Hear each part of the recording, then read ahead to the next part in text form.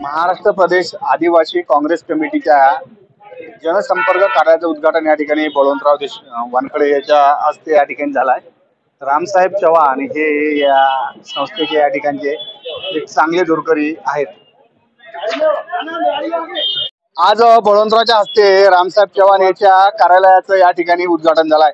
लय मोठ्या प्रमाणात गर्दी होती. तर माझ्यासोबत रामसाहेब आहेत. रामसाहेब, आपला एरिया जर म्हटलं बाबांनी आदिवासी एरिया, काय सुख सुविधा नाही आहेत, तर या कार्यालयाच्या माध्यमातून आदिवासी समाजासाठी काय नवीन केलं ते सांगा जरा मला.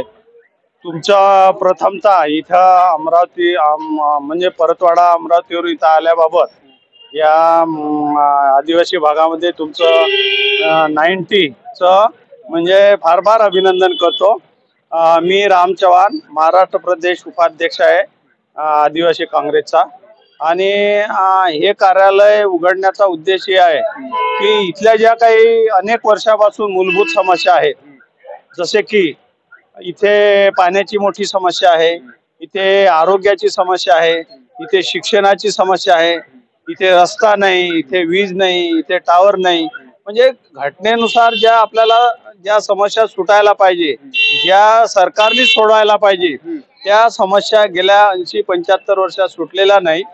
त्यामुळे आम्ही परतवाडा, चिखलदरा, धारणी, चुरणी आणि अमरावतीमध्ये पण महाराष्ट्र प्रदेश आदिवासी काँग्रेस माननीय शिवाजीराव मोघे साहेब आणि माननीय राहुलजी गांधी यांचे आदिवासी काँग्रेसला निर्देश आहेत की त्यांनी म्हणजे महाराष्ट्रामध्ये असे स्वतंत्र कार्यालय उघडावे आणि जे आदिवासी लाजरे बुजरे असतात, प्रामाणिक असतात आणि ते मोठ्या माणसांना भितात, व्हाईट कॉलर लोकांना, ते एकदम त्याच्याकडे जात नाही, ते भितात.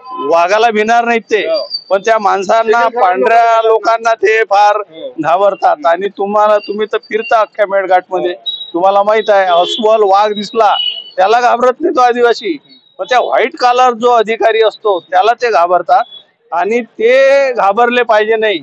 आणि आम्ही त्यांच्यासारखे दिसतो म्हणून या कार्यालयामध्ये त्या जे दर आठवड्याला निवेदन आम्ही जमा करू, मान्य तहसीलदार, मान्य SDO, मान्य कलेक्टर, मान्य खासदार, आमदार आणि मंत्रालयापर्यंत, तर हे निवेदन आम्ही देत जाऊ.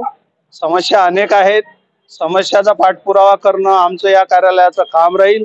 हे आता आमचं आजचं 3रं कार्यालय आहे उद्घाटन. माननीय खासदार साहेब इथे आले, माननीय बबलूभाऊ देशमुख आमचे नेते हे इथं आले आणि आम्ही सर्व इथं आलो आणि आम्हाला या प्रसंगी फार सहकार्य केलं. तुम्ही पण या समस्याचं सहकार्य पाठपुरावा करू लागाल अशी मी आशा बाळगतो. बरं एक सांगा, लवकरच आता विधानसभेच्या निवडणुका होत आहेत. एक सुशिक्षित आदिवासी समाजातला चेहरा रामसाहेब चव्हाण या निवडणुकीच्या इकडे कोण्या दृष्टिक्षेपातून पाहत आहेत? गावरान 90चा हा अत्यंत फार मोठा चांगला प्रश्न तुम्ही मला विचारला. इथे आदिवासी भिल्ल राहतात, आदिवासी गोंड राहतात, आदिवासी पारधी, आदिवासी कोरकू समाज राहतो आणि इतर काही 4-5 आदिवासी खऱ्या जमाती राहतात. आणि फक्त इथे आदिवासी कोरकू समाजालाच गेल्या 75 वर्षात उमेदवारी दिल्या गेली. त्यामुळं इतर आदिवासी जे आहेत, ओरिजिनल आदिवासी असून सुद्धा त्यांना थोडा अन्याय झाला. म्हणून आता यावेळेस त्यांना पण उमेदवारी मिळावी असं आता फॉर्म भरणं चालू आहे.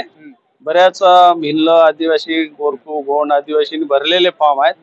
पण एक मात्र आम्ही सांगतो की ज्याला उमेदवारी मिळेल काँग्रेसची किंवा राष्ट्रवादी किंवा आघाडीची, त्याचं सर्व निष्ठेनं आम्ही सर्व काम करू आणि पंजा इथे किंवा जो कोणतं चिन्ह देईल घड्याळ, ते आम्ही मोठ्या ताकदीनं निवडून आणू असं मी तुम्हाला सांगतो.